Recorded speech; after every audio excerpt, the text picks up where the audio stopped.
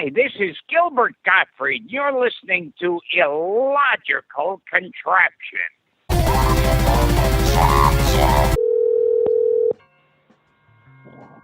Yeah, Hi, is this Gilbert? yeah. Hi, Gilbert. This is Corey from San Francisco Radio. Is it a good time? Oh, yeah. Oh, cool. Hey, good morning, man. Oh, morning. How's it going? I wanted to.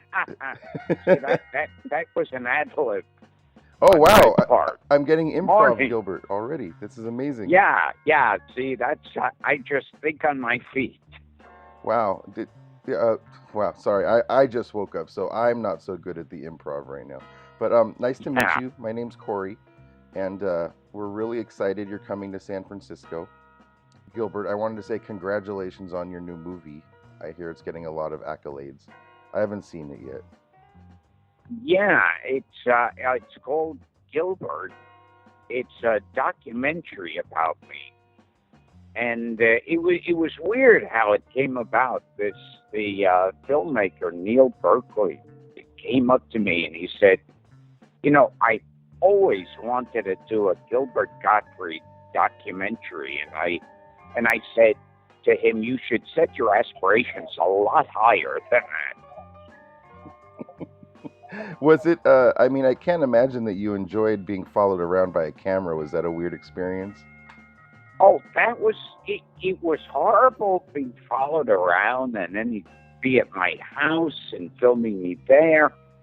And yeah, the whole thing was uncomfortable and then watching it is for me is really uncomfortable and awful and painful, because to me it's like I picture hell as you die, and then they go, okay, look at the screen, you're gonna have to watch your entire life here. But surprisingly, the reviews have been great. Yeah, I've heard nothing but accolades, so I can't wait till it comes out and everyone can see it. When does it come out? Do you know? In November, right? Yeah, November 3rd it opens in New York, and November 10th selected theaters. Oh, well, you're coming to San Francisco. You're going to be here at Cobb's October 13th on a Friday, October 14th the next night too. I'm going to be there. But you've done so many stand-up appearances, and I know most of them just blur together.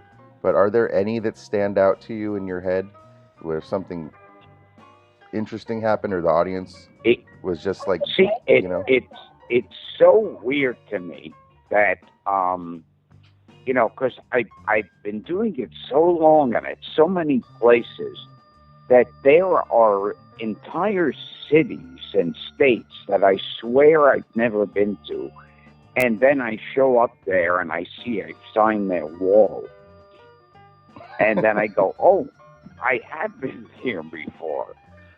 Well, and I like one thing that pops into my head is one time during my act, some guy yelled out, hey, watch your language. I've got my 9-year-old daughter with me. And I thought, yeah, you see the name Gilbert Gottfried, you go, hey, let's bring the kids. It's just like when the Aristocrats came out. At one of the screenings, one woman got up and said, this isn't the Aristocrats. It was in the middle of the picture, too. And it's like, so at what point did you realize it wasn't a Disney production? I know, 45 minutes in. Everyone says that you do the best Aristocrats, the version of the joke. Who do you think does the best version? Oh, wow. No, I'd have to go with the popular opinion. Anyone who says something about me, I go, oh, they're right. Gilbert, just real quick, I don't think I've ever heard you talk about one of your stand-up appearances, which was a couple years ago at the gathering of the Juggalos. Now, I just want to know, did they treat you okay? Yeah, that was such a weird experience. It was, first they pick me up and we're driving on the highway. Then we go up to a smaller road, and then we're going into the woods. And there's not even a road there. and we're driving, it's no lights around, and then all of a sudden it lights up, and there are these like stages and tents and people wearing evil makeup. And they put me in some broken down trailer, and I said, "Is there a bathroom near here?" And they said, "No, but you could go outside." And I remember someone had told me that when they played there, the advice that they got is if someone throws a knife at this stage, then you could get off. It was, but miraculously, I, number one, lived to tell a tale. And I did well. Oh, you played well to the Juggalos? Yes, yeah. And this is a crowd. It looks like it's about to be a ritual murder when you get there. Like they're going to sacrifice you to Satan. But yeah, surprisingly, it did well. That's amazing. Would you do it again if they offered you the same amount? Would you do it again? That's a scary thought, but when somebody offers me anything, I'm one of those people. Like most people answer the phone, "Hello." I answer the phone, "I'll take it." Well, those Juggalos are very scary, Gilbert. But I want to know. Everyone knows that you're a connoisseur of old horror. Do you ever watch any new horror movies at all? Yeah, sometimes I'll Interesting. catch the new horror. I grew up on the old ones, but yeah, I'll see some of those where it's just people being like ripped apart and their entrails being taken out. Well, a lot of my listeners, we grew up with you on USA Up All Night. And also those movies you would constantly show on USA Up All Night, those cheesy 80s horror movies and those cheesy 80s titty movies. So I just want to know. And Go ahead. yeah, it used to be like, that was like the age of like the teen sex comedies. And I remember, so they were TNA films, and of course USA cut out the TNA. So you could concentrate more on the plot. Was that an easy gig for you, or was it a lot of work? It was more work than it looked like. But when I think of people who have actual jobs, I learn not to bitch about telling jokes. Yeah, totally. But yeah, I gotta say, like, your work on there and the movies they showed really changed a lot of lives actually now. Those are the movies I go back to. That's like what Universal Horror is for you. I go back to like Miracle Beach and 976 Evil and stuff, Oh. We never showed Humanoids from the Deep. Oh, classic. Yes, that was one with sea creatures getting out of the ocean and raping girls on the beach. So it had everything you could ask for.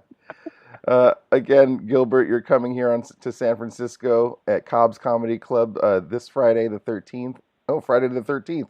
Speaking of horror. Oh yeah, okay. I'm in luck. And Saturday the 14th. Yes, San Francisco, Yeah, Friday the 13th, San Francisco is going to be crazy. Friday the 13th is bad luck because Gilbert Gottfried is playing. Gilbert, I have a lightning round for you before I let you go. I put together a little list. And let me say my podcast is Gilbert Gottfried's Amazing Colossal Podcast. Okay, go ahead with the. Well, I was going to talk about that, but before I let you go too, because I listen to a lot of podcasts, and your podcast is my favorite number one podcast, hands down. I don't miss an episode. Did you think? Thank you. Yeah, did you think this? And it's been very successful. Did you think this little thing was going to get this successful? I didn't think anybody would listen to it because, like, I like to, find like old actors and old forgotten comics and performers. And I thought, no, and what turned out is people who are much younger and never watched these people said, I didn't know who that was, but I really liked listening to them. Gosh, I can't. I don't. So many episodes stick out of people I never would have thought that I would be dig so hard. But like Howard Kalin from the Turtles was one of my favorite episodes of all time. Oh, yeah. Bob Zamuda was so weird. I just always think of yes. that. And the new one with Frank Conniff, I was fucking laughing on the bus, and everyone was looking at me like an idiot. But really, congratulations on the podcast. It's so great, Gilbert. Oh, thank you. Yeah. All right. Here's my little lightning round I put together for you real quick. Here we go. Gilbert, Munsters or Addams Family? Munsters. Star Trek or Lost in Space? Star Trek. Laurel and Hardy or Abbott and Costello? Abbott and Costello. Bela Lugosi or Boris Karloff? Bela Lugosi. All right, we're almost done here. Vincent Price or Christopher Lee? Vincent Price. Mike Douglas or Dick Cavett? Well, Dick Cavett was on my podcast, so Dick Cavett. Okay. How about this one? Monkees or the Beatles? Oh, that's a tough one.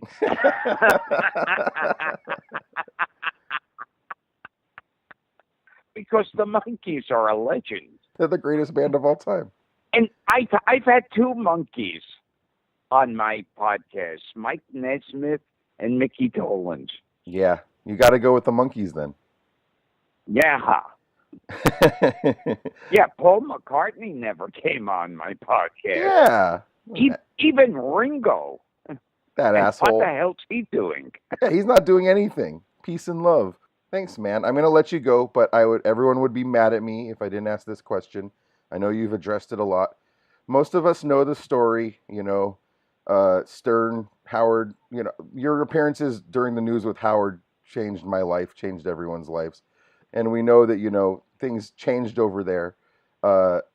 You haven't been on a long time, but recently he's been giving lots of praise to you, and he gave big praise to your movie, which I'm sure you heard.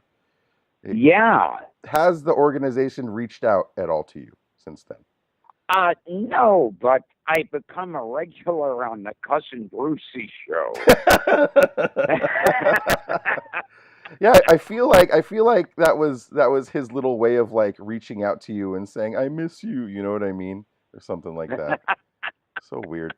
Gilbert, thank you so much, and I can't wait to see you this weekend in San Francisco. We're so excited you're coming. Thank you so much, man. Oh, thank you.